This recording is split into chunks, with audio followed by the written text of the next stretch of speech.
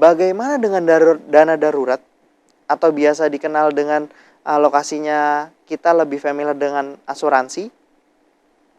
Dana darurat di sini dari sisi definisinya atau dari sisi artinya adalah dana yang memang kita alokasikan untuk kebutuhan darurat di masa yang akan datang.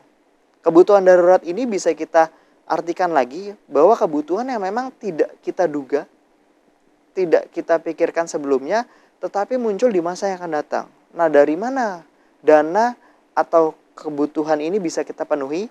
Kebutuhan ini bisa kita penuhi dengan adanya alokasi setiap bulan dari dana darurat.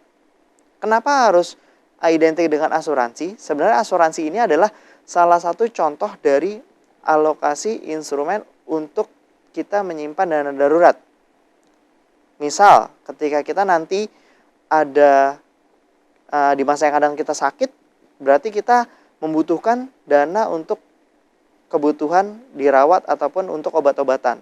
Nah, dana darurat ini bisa digunakan untuk kebutuhan seperti itu.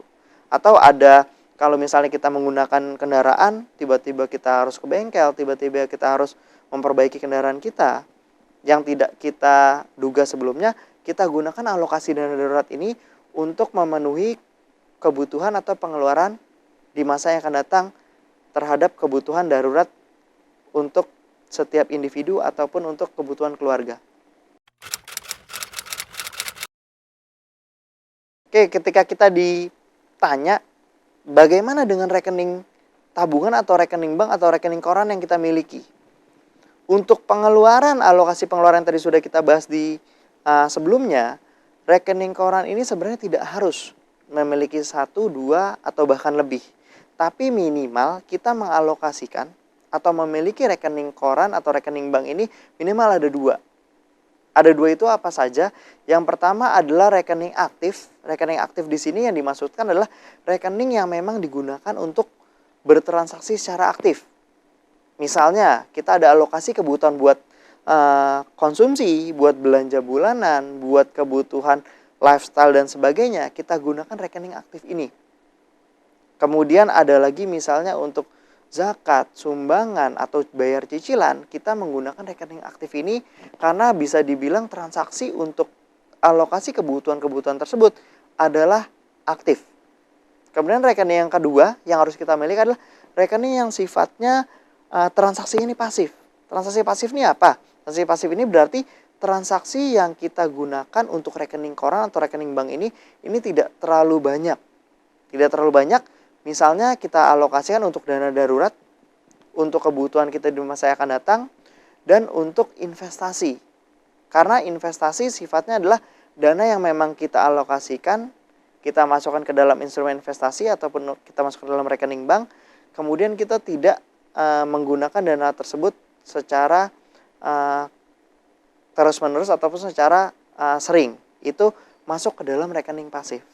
Nah, apabila kita sudah memiliki 2 rekening ini, kita sudah bisa memisahkan kira-kira pengeluaran yang sifatnya aktif itu ada di tabungan atau rekening koran atau rekening bank yang aktif, yang sifatnya pasif itu ada di rekening koran atau rekening bank yang memang pasif.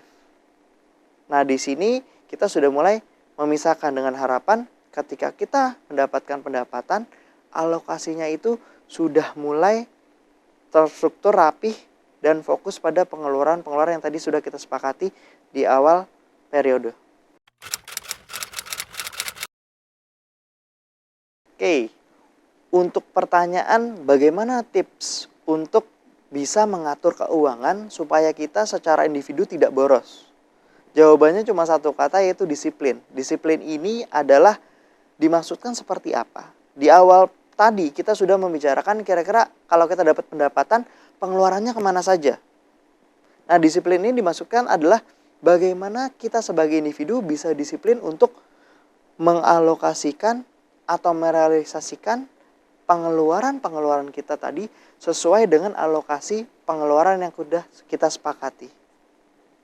Maksudnya seperti apa? Ketika kita sudah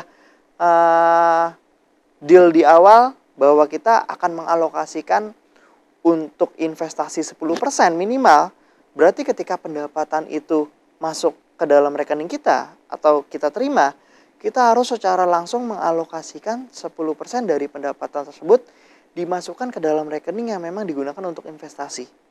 Ketika kita mendapatkan pendapatan 10% untuk investasi, kemudian tadi 10% untuk dana darurat, kita harus langsung memasukkan ke dalam rekening-rekening atau kebutuhan sesuai dengan persentase yang sudah kita sepakati sebelumnya.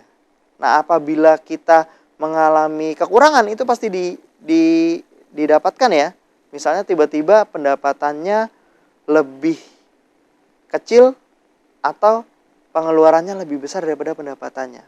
Nah, yang harus kita sadari sebagai individu lah bahwa kita harus menyesuaikan.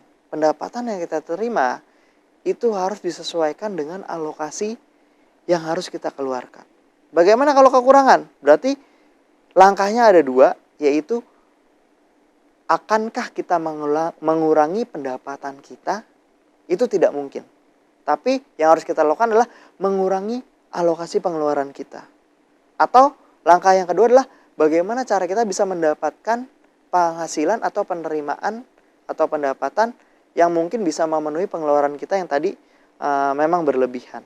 Nah, dari situ tips yang terakhir adalah ketika kita bisa mematchingkan hal tersebut, kita akan mencapai yang sifatnya tidak kekurangan. Artinya pendapatan sesuai dengan alokasi pengeluaran yang sudah kita sepakati. Jangan lupa like dan follow sosmed MiTV ya.